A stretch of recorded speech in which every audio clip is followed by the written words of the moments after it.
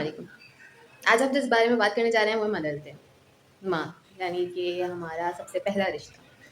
माँ हमारे लिए हर परेशानी में, हर मुसीबत में एक छाँव जैसी होती है, जहाँ पे जाके जिसकी गोद में सर रख के हम अपनी तमाम मुश्किलें, परेशानियाँ, तकलीफ़ें भूल जाते हैं।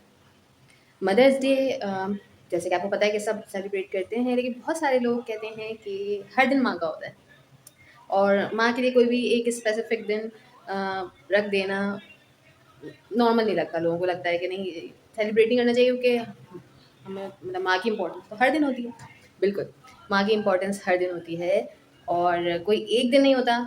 लेकिन आपने कभी सोचा है कि हम कभी भी अपनी लाइफ में से कुछ घंटे नहीं निकाल पाते हैं कि हम कुछ बहुत स्पेशल करें अपनी मम्मा के लिए, अपनी अम्मी के लिए, है ना? जब हम छोटे थे और हम कभी ज़िद करते थे तो हमारे पेरेंट्स और हमारी स्पेशली मदर्स हमारे लिए कुछ वो स्पेशल करती थी।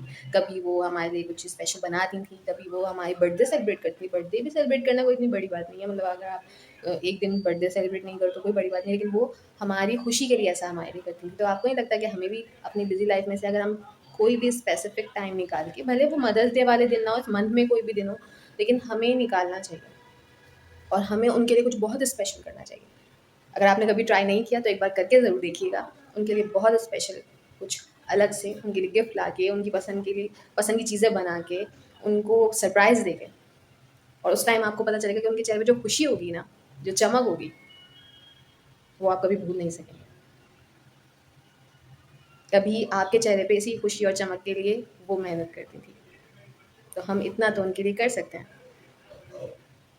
तो अगर आप लोगों ने अभी तक ट्राई नहीं किया तो करके देखें और मुझे ज़रूर बताइएगा कि आपकी मदर्स को कैसा फ़ील हुआ। अपना बहुत ख़्याल रखिएगा, दुआओं में याद रखिएगा। अल्लाह हाफ़िज़।